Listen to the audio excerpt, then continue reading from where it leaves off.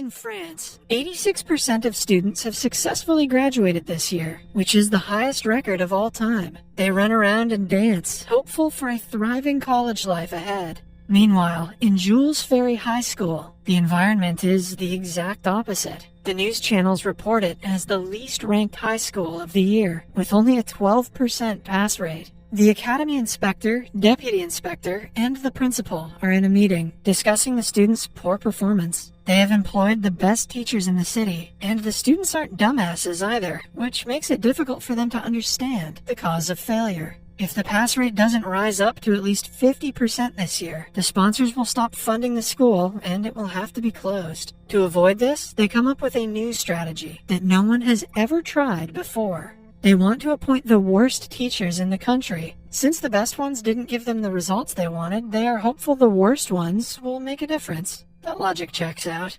Then, we are introduced to the said worst teachers. First is the aggressive English teacher, Miss Gladys. She is great at what she does, only a little too violent towards the dumb students. Then there is the lazy math teacher, Kutiro. He is so slow that when he goes fishing, the fishes pull him into the water. The sports teacher, Eric, uses anything heavy to lift and anything flat as a frisbee. Fourth is the chemistry teacher, Albert. His experiments are life-threatening, and so are his classes. Maurice is the teacher of philosophy who says things in riddles and makes them more complicated than they really are. Amina is the French teacher, the hottest one in the lot. Students love her class because of her excellent teaching methods, but mostly because of the revealing clothes. Then there is Polachan, the history teacher. He is shy and chaotic, definitely the one who used to be bullied in high school. The team of losers enters the school together, catching everyone's attention. Gladys takes the first class and starts hitting the kids with pieces of chalk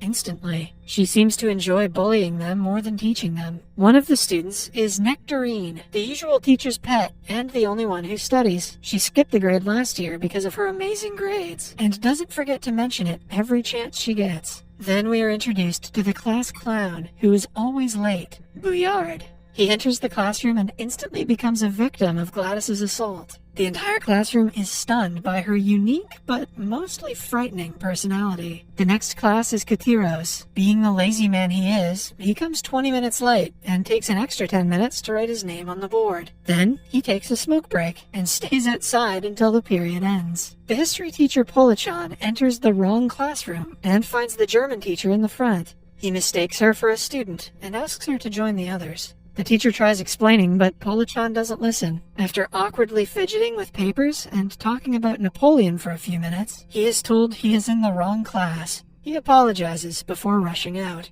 At lunch break, Polachan and the German teacher share glances, indicating the start of a romantic relationship. During gym class, the sports teacher makes the students climb trees without any safety measures. When they hurt themselves, he dismisses it as one of many problems they will face in life. Then, it's time for the students' favorite, Miss Amina's class. The guys look at her for the first time and forget to blink. When she brings them out of their heads, all of them fall down without missing a beat. Bouillard arrives a bit late, but has the same reaction. In the philosophy period, the teacher puts his coat over a guy's head and calls him a talking coat hanger. He explains how a hanger cannot talk for the entire period. Lastly, in chemistry class, Albert mixes some chemicals, but because of a slight mistake in measurement, the entire class is covered in fizz. After school, Polachan approaches the French teacher and apologizes for his mistake. He also picks her up in a hug, unaware of proper etiquette, having never touched a woman in his life. The 7 losers teach the students for a week, which is the most chaotic week in the history of Jules Ferry. By the weekend, parents arrive with complaints, like the chemistry teacher burning someone's bag, and the sports teacher sending students home with a different broken bone every day. It is the last straw for the principal, before calling the academy deputy inspector. But the man couldn't care less how he handles the situation. He was the one who pitched the idea of worst teachers, but his dismissal of the situation makes the principal think he had an ulterior motive behind it.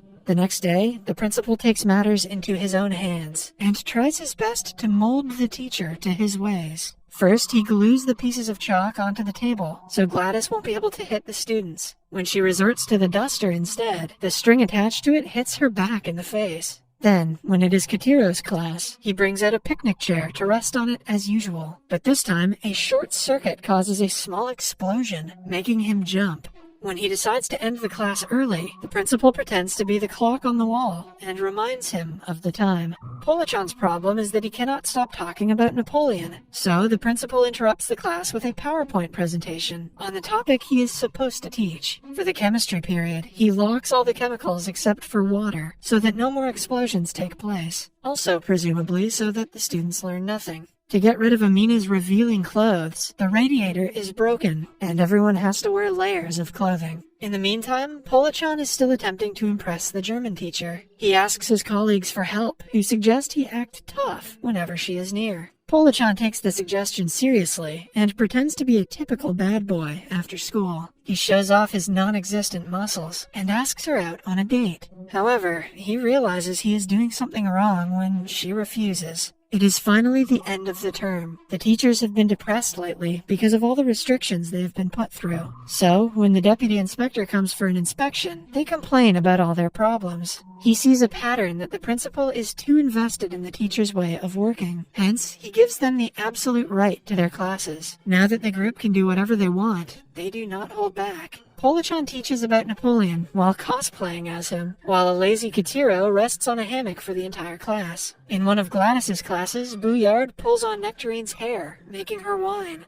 As a solution, Gladys chops off her ponytail. Since she has the right to do whatever she wants in class, the principal cannot do anything about it. The chemistry teacher takes the most advantage of the freedom. His experiments go from absurd to life-threatening. Almost every class ends up in some kind of explosion. The philosophy teacher makes his pupils walk around naked to teach them about nature in its deepest form. These teachers should all go to jail. By now, the school has caught the neighborhood kids' attention. They hear stories about a hot teacher, explosive classes, and classes where they can get naked. In a few weeks, people start to break into the school to attend it. The attendance percentage goes up 120%. The school turns into a club, and the teachers become celebrities among the newcomers. Meanwhile, Polachan is still trying his best to impress the German teacher. This time, he attempts to sweep her off her feet by pretending to be a prince on a horse. The plan fails, though, when the horse runs away. As the final term nears, the extra students are refrained from coming to school. The others take a mock test to prepare for the finals. However, the results show that the pass rate has dropped from 12% to 3%.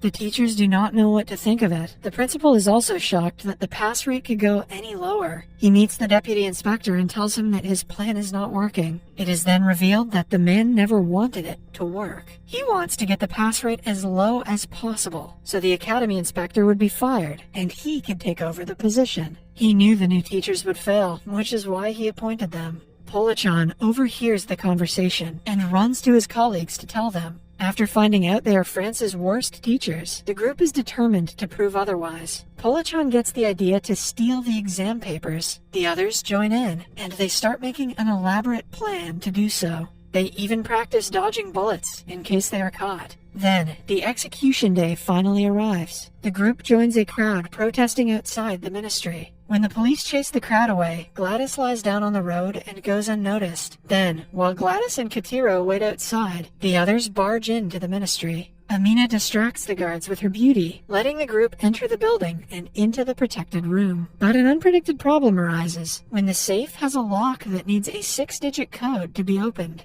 Suddenly, Katiro walks in, proving that they didn't have to do all the work to get inside. Together, they assume the code must be the day the minister won the election, which turns out to be true. In the following scene, the students are asked to take a second mock test. The group hints at how important the questions are and starts the test. However, they find out that they accidentally stole the middle school exam papers. Still, the students appreciate the effort they made. With only 2 weeks left for the finals, everyone loses hope. Polachan goes to the principal with his resignation letter, knowing that nothing he does will help the students now. As he is leaving the school premises, the German teacher expresses how disappointed she is in him for running away like a coward. Her comment makes him realize he is not ready to give up yet. He motivates the students and the teachers, citing Napoleon, and convinces them to study hard for the next 2 weeks. Starting that day, the philosophy teacher drinks before teaching, so the students understand what he is saying.